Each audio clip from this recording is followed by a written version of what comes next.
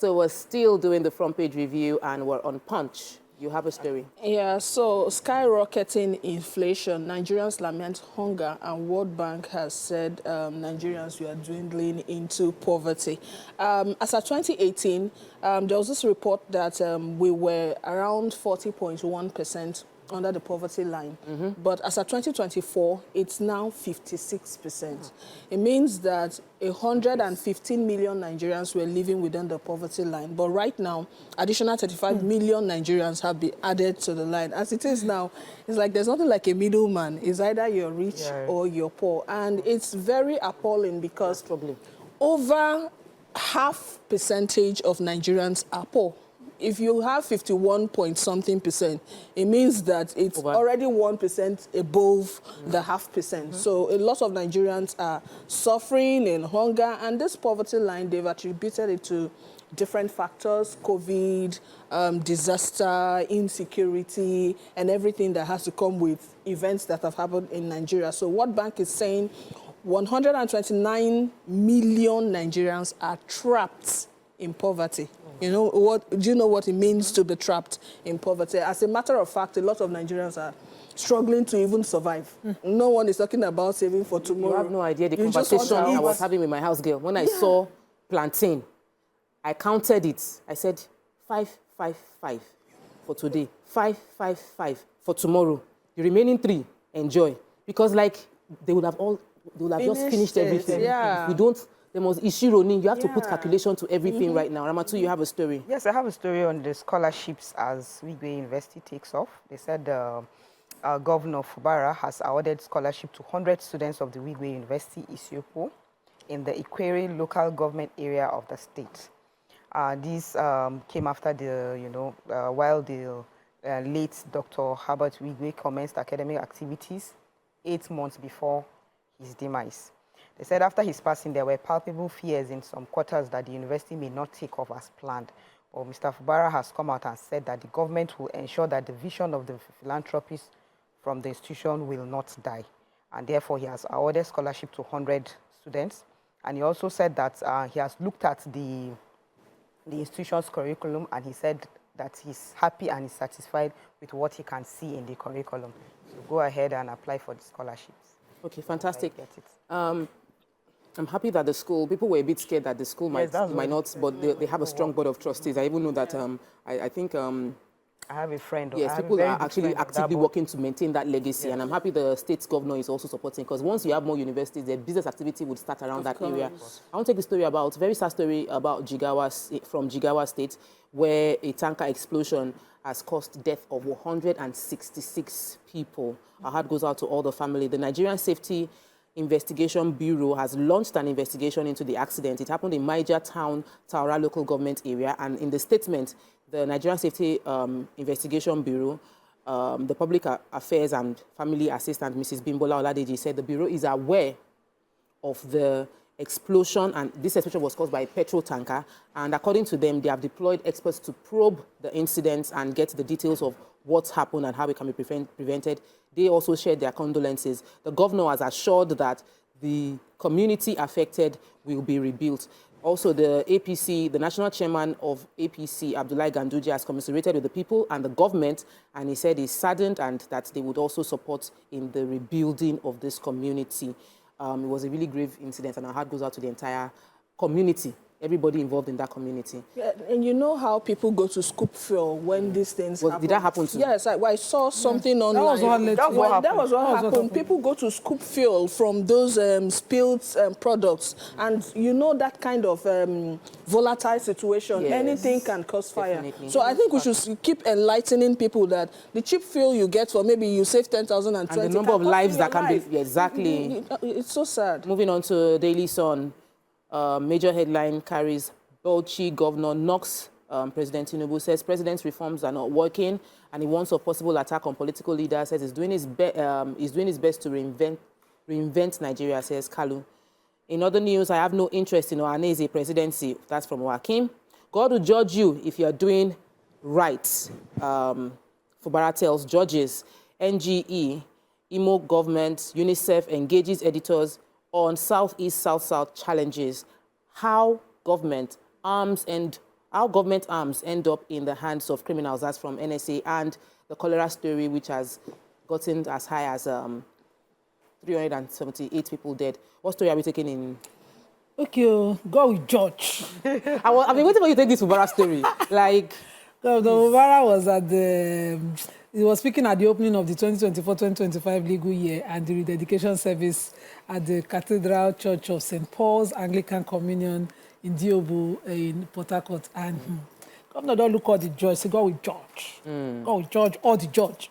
That, you know, many of them who, he claimed, smeared their conscience to canvass what is unprofessional, an aberration to just to please their paymasters. I don't know what he was referring to, but he said, some of you said you are legal luminaries. You know the truth, but you will go on air just to pacify your paymasters, to turn the law upside down.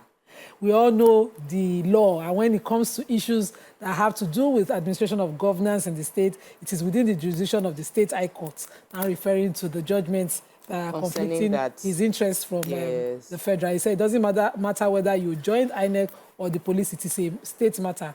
I am not a lawyer, thank God he admitted, but I know that one, and you stand and you say you are doing the right thing. So the appeal court said that he can't present his budget to... He doesn't have a house.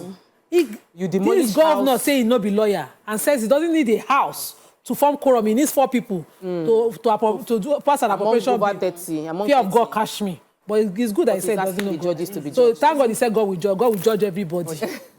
God will judge the person that is presented to minority. Moving on to Vanguard, major headline: federal government reforms not working. Governor counters World Bank. Hardship fueling voter apathy. That's political party warns. Jigawa explosion, I've taken that story. Flooding. Relocate from riverbanks. Federal government warns Nigerians. I wonder where they are meant to go to. Federal government inaugurate panel to toll $112 million. Abuja, Kefi, Akangwa, Makurdi roads. So they want to toll this entire road. Why Naira is worst performing currency from experts. Politically motivated court judgment threatens our democracy. That's from former President Jonathan. Many injured as CNG-powered vehicle explodes in Benin City. Please, who has that story? I have that story from Benin City, the condensed natural gas CNG. That is our solution. I'm telling you. So this explosion happened, and it has caused a lot of panic out there, you know, because everyone says CNG is good. In fact, I even saw someone who said he rode to somewhere and he spent just 1,000 something as against 25,000 that he spent. So this particular CNG vehicle exploded at NIPCO filling station in Benin and Benin Aochi Expressway. So according to the explanation given by NIPCO, they have come to say that it's because of substandard CNG. So the welder who converted the car used a substandard CNG. That caused the cylinder. Okay, so it's not cylinder. That's why they're emphasizing on what you convert. Of course, I don't think CNG is bad the way I've seen those because I see CNG tankers, none has exploded. Yes. So you see a good job refurbishing the ones that are, and then you go and carry weather. As it is with even cooking gas at home, you know, you have to be really careful. But they are converting them for free, so why are they going to meet... No, they're not converting for free. Now, what are the locations? Government converted for a few people. And few people with public transports, you know. We need to know the locations, reliable people to go to. So NIPCO are positioned for CNG. I know that one. And if you go through their stations, you see there are other ones that we've seen. And so go to them, let them convert for you. They have the...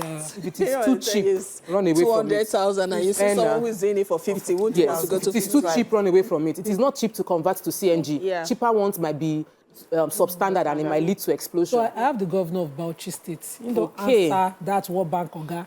They said that we should do this for another 10 years before... We should sustain these reforms for another 10 years. He said, no.